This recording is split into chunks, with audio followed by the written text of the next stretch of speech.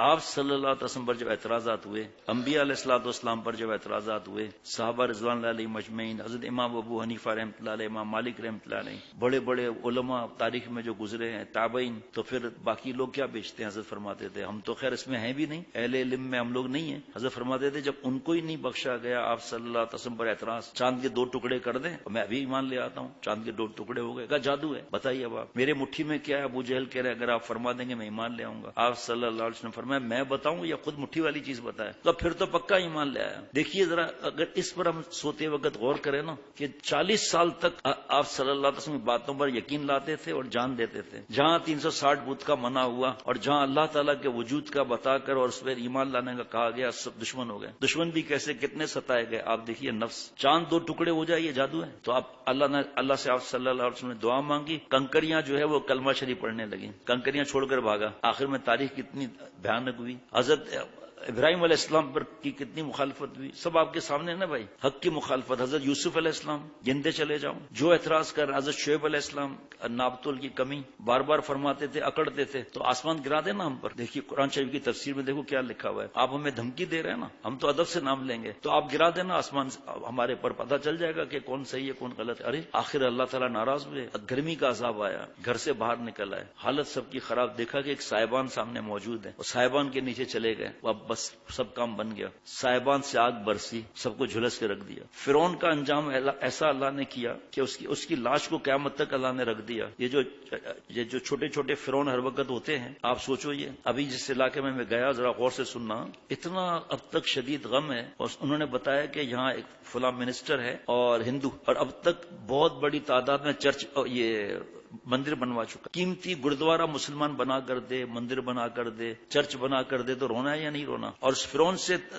سبق نہیں لیا؟ پورا قرآن میں واقعہ ہے کہ 12 راستے بن گئے، آپ عصا ماری ہے، یہ جادو تھا یہ یا معجزہ تھا؟ معجزہ انبیاء علیہ الصلوۃ والسلام کو دیا جاتا ہے، پیچھے فرعون کا لشکر پہنچا چاہتا تھا، سب گھبرا گئے تھے، اللہ نے حکم دیا 12 راستے بن گئے، سب اس کے اندر چلے گئے، دریا کے اندر 12 راستے بن گئے، سب پریشان کہ اس ساتھی کا کیا، اس ساتھی کا کیا ہوا؟ اللہ تعالیٰ نے سمندر میں کھڑکیاں بنا دی، ایسا ہو گیا دریا جیسے دیوار ہو، دیوار میں کھڑکی ہو، سب ایک دوسرے کو دیکھ کر جا رہے ہیں، وہاں پہنچے تو فرعون کے لشکر رک گیا کہ ہمارے لیے تو ہے، اسی لیے تب ان کو جا کے پکڑے ہم، اللہ کا حکم دیکھو، وہاں دیوار بن گئی، یا اللہ کا حکم ہوا مل جا، سب ڈوب گئے۔ فرعون کو اللہ نے رکھا قیامت تک۔ اب یہ جو فرعون ہے اس وقت سے کہ اب تک جو فرعون ہے، چھوٹے فرعون، آپ فیصلہ کر لو کہ انہوں نے سبق لیا۔ 40 سال پرانا اللہ کا گھر اس کو گرانے کے لیے اگر کوئی کہے تو پھر تو مر جانا ہی بہتر ہے نا۔ ابھی میں 24 گھنٹے نہیں ہوئے میں آیا ہوں، چلو آپ 36 گھنٹے گن لو، انہوں نے بتایا کہ کئی مندر بنا چکے ہیں اگرچہ خالی ہیں۔ تھانہ بولا خان جانا ہوا، بیان کے بعد کھانا تھا تو سامنے مدرسے میں کھانا تھا، پیسے ہم اپنے خود دیتے ہیں الحمدللہ۔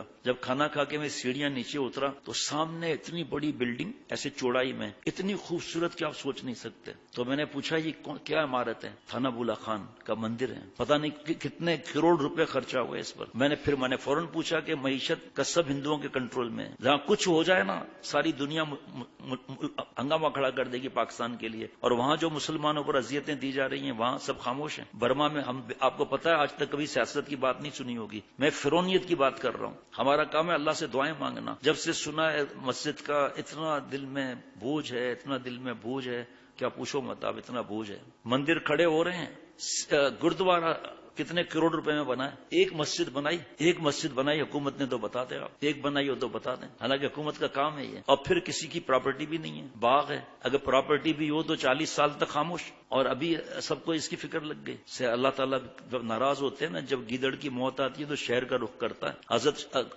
فضل الرحیم گنج مراد آبادی رحمۃ اللہ علیہ کے پاس خادم ہے، حضرت ہمیں کیا ہو گیا؟ کہ حضرت انگریز وائسرا آیا ہے، تو کبھی پریشان کیا ہو رہے ہو؟ میں نے سمجھا میری رضائی میں جوں نکلی ہے جی۔ اور آج دنیا داری میں تو انگریز وائسرا آیا، باتیں کی کہ اب میں جا رہا ہوں، مجھے کوئی نصیحت کر دیں، تو فرمایا نصیحت یہ کرتا ہوں کبھی ظلم نہیں کرنا۔ انگریز کو نصیحت فرما رہے ہیں، ظلم سے تختہ جو ہے نا تمہارا تخت وہ تختہ ہو جائے گا، ایسا معاملہ ہے۔ اتنا ڈر لگ رہا ہے کہ کیا ہوگا، اتنا ڈر لگ رہا ہے۔ اس مسجد نے کیا بگاڑا ہے یہ تو پہلے بتاؤ، تمہارا کیا تکلیف تمہیں پہنچائی ہے؟ ہمارا فرض ہے اللہ سے رو رو کے دعائیں کرنا، ہمارا فرض یہ نہیں کہ ہم گالیاں دیتے رہیں، سب اخبار چاٹتے رہیں، یہ ہمارا کام نہیں ہے. اللہ سے رونا ہے کہ آج ہمارے یہ حالت ہو گئی ہمارے ملک میں، مسجد بنانے کے بجائے اور الٹا مسجدیں گرا رہے ہیں. اللہ تعالیٰ عافیت کا معاملہ فرمائے. وہ آپ بھی آگے پھیلاؤ سب اس کو، شاید کسی کو غیرت آ جائے. اتنا دل دکھتا ہے، اتنا دل دکھتا ہے پوچھو مت. جب بنیاد پڑ رہی تھی خاموش، 40 سال سے نمازیں پڑھ رہی ہیں خاموش. کوئی سی نام نہیں لیتا میں، بڑی پوزیشن پر ہیں وہ، ایڈوائزر ٹرو کر کے ہیں. ان کا فون آیا تھا اس بارے میں فتویٰ وغیرہ، یہ بھی کسی کے ذریعے فون آیا تھا. تو وہ خود کہنے لگے مجھے اتنا غصہ آ رہا ہے، اتنا غصہ آ رہا ہے کہ بابری مسجد پر ظلم ہوا، کتنے برس کیس چلا تھا، اس کے بعد فیصلہ ہوا غلط، بابری مسجد شہید ہو گئی.